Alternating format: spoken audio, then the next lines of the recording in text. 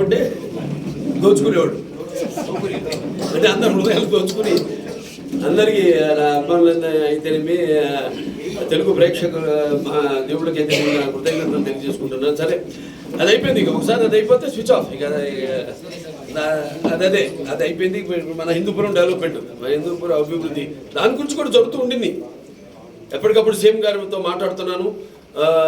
Special development కింద ఏదైతే పనులు అప్పుడు మనం 60 లక్షలు అప్పుడు మన టౌన్ సిమెంట్ రోడ్ల కోసం వాటి కోసం మనం అప్పుడు ఆయన కేటాయించారు. ఆయన అటువంటిది ఆయనకి చాలా అభిమానం హిందూపురం అంటే, ఎందుకంటే నాన్నగారి నుంచి కూడా ఆయన ప్రాతినిధ్యం వహించడం, అలాగే ఎన్నో సందర్భాల్లో చెప్పడం జరిగింది. మిగతా ఆయన సొంత నియోజకవర్గం కంటే కూడా ఎక్కువ నిధులు మన హిందూపూర్కి ఆయన కేటాయించడం జరిగిందని.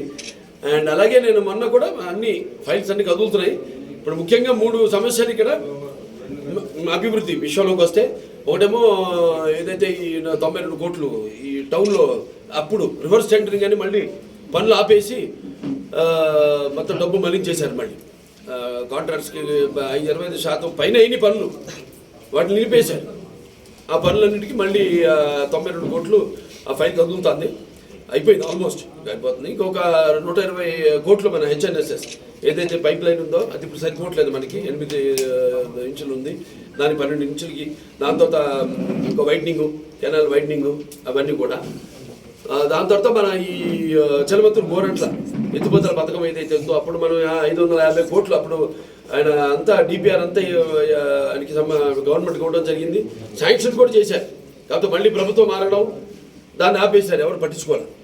ఇప్పుడు మళ్ళీ దాన్ని స్లోగా తింటారంటే ఇప్పుడు రాష్ట్ర ఆర్థిక పరిస్థితులు దాన్ని బట్టి అయినా ఆయన మొగ్గు మనమైపోయే ముందు హిందూ ఏదైనా చెప్పే కదా, ఆయన అభివృద్ధి హిందూపురం అభివృద్ధి గురించి ఆయన కూడా ఆలోచించేది.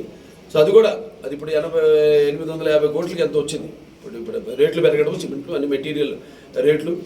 సో అది కూడా మొదలుపెట్టేస్తాం. దాన్ని ఏంటన్నది